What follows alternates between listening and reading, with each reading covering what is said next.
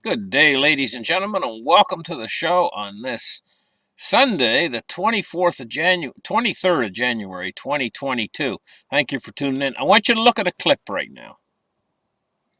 I'm going to put a clip in, and what it's about is it's me back on November 2nd, 2021, when the Bitcoin price was $63,000, and everybody else out there was saying it was going to go to the moon.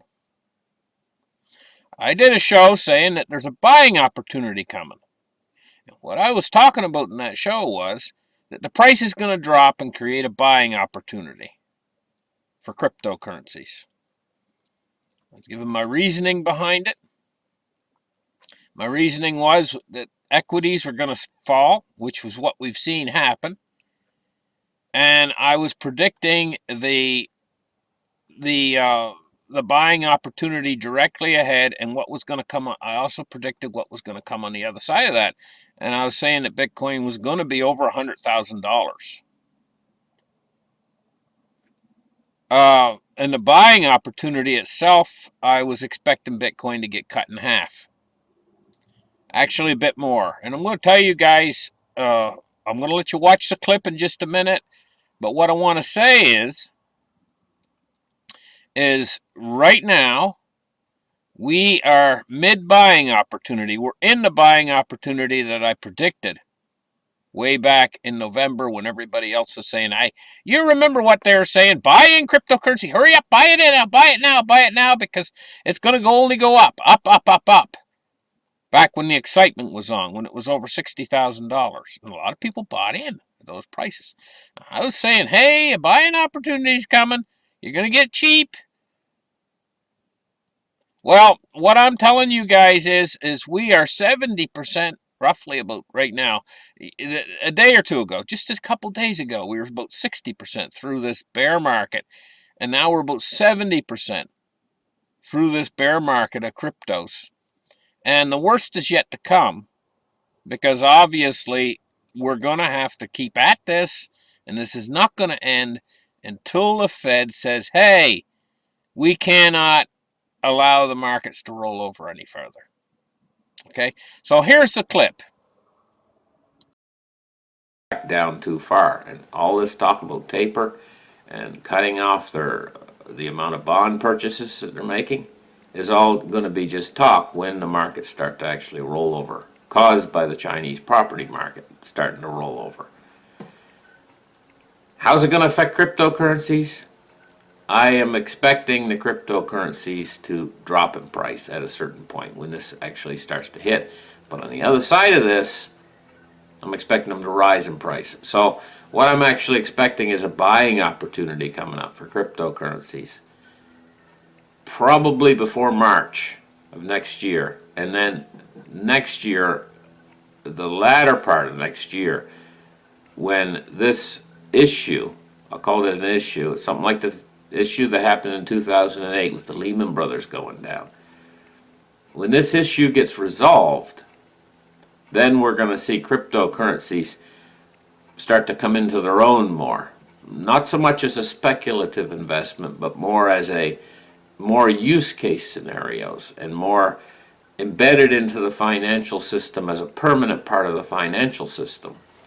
When we actually see that happen, an awful lot of the volatility that we've experienced over the years with things like Bitcoin, drops in price, sudden drops in price, 2-day drops of 15%, whatever, this is going to disappear. When Bitcoin starts to go over $100,000 a coin,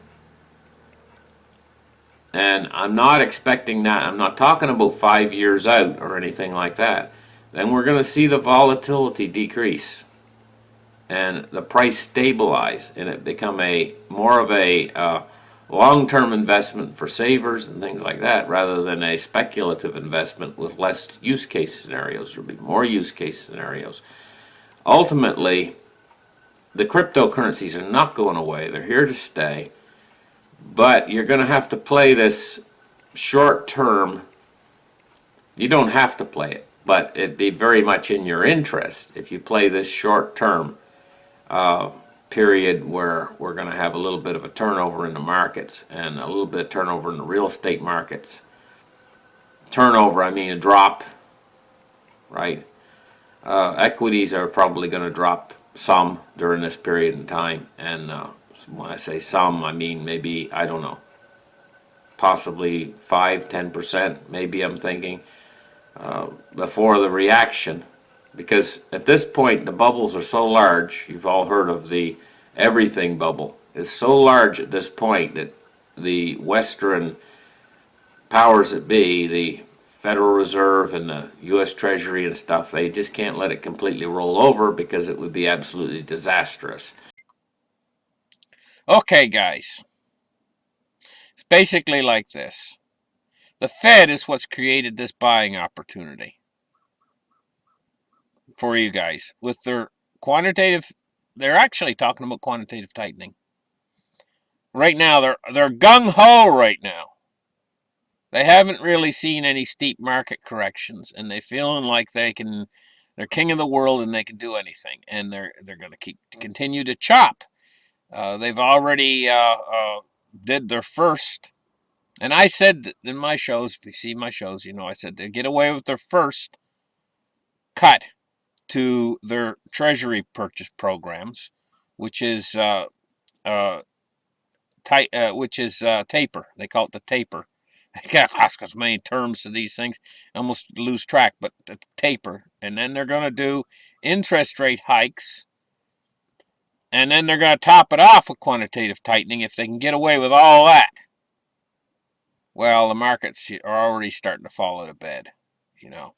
And very soon the Fed's going to be on shaky ground because there's nothing under these markets all the way down. We could have a 90% drop, and the system can't stand more than a 40% drop before the system's going to lock up.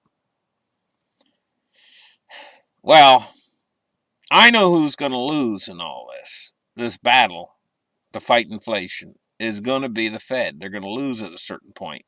They're going to have to give up on this. But they're going to do immense damage to the financial system, and they're doing a lot of damage to cryptocurrencies. You can take advantage of this because you got to find your entry point in this buying opportunity. And the entry point, in my opinion, I think it's going to even get a little bit better than it is right now. Maybe I'm wrong. But, you know, you could miss out too. And talk about fear of missing out. This is a fear of missing out because this is going to be of huge. There's only two things out there in the financial system I can see that have really, they got buying opportunity written all over them right now, is cryptos and silver. Those are the real physical silver in your own possession is a buying opportunity as far as I'm concerned. But cryptos could get to be a little bit better opportunity. So if you buy in right now, it might go a little bit lower. But if you look at it in the long-term picture, when Bitcoin, maybe 5 years from now, when Bitcoin's up to 500,000 or more, you will see it was a great opportunity, you know. And even within a year, it could be up to like $100,000, which makes this a terrific buying opportunity when you consider the price is down around 30,000 now. Well, it might go a little bit lower. Might go into the 20s. Heck, if the Fed really is tight and with their money and they let this system drop too far and they let the markets go into a full-blown crash, we could see Bitcoin drop into the, like, it could be like 19,000. But, you know, I mean, you're going to have to find your entry point because you could miss out the same thing. The Fed could turn around and they could stop all this in a heartbeat and Bitcoin could soar. It could go up $10,000 overnight. And you miss out in this buying opportunity. So you got to find your entry point. You got to think carefully here. And find your entry point. But what I wanted to come on here and tell you guys is the buying opportunity that I predicted, it's here now. And you can see it for yourself. And you can see that I was right on my channel where all these other guys are wrong. I might be a small channel, But I get things right more than just about anybody out there. Probably about 70% of the time, I get it right. A lot of these other guys, they're in there, they're hoping to get it right, but they don't. It's because I put a lot of work into it. You're seeing the amount of effort that I put into research to know these markets. And people can out there, they can say, hey, we know these markets. We have a degree or whatever. We have this we've been through all these different colleges and whatever, and economics and everything else, but they rest on those degrees that they get. They're just pieces of paper that's put into a drawer someplace or hung on a wall. But they rest on those degrees, and they don't do the amount of research required and necessary in order to be right and be on top of the markets, which is a constant 24/7 job. It's my job, and that's what I do. 7 days a week, I'm out there researching what's the nuances of what's going on in this financial system. And that's why I get it right. It requires work. So I have a small following on both of my channels. But it's a very loyal following, and I'm going to tell you, I think that within that following, there's a certain percentage of big money that keeps their eye on my channels. And there's a good reason for that. It's because I get it right. Thank you guys for listening. Like and subscribe, and we'll catch you guys in the very next show. Bye-bye.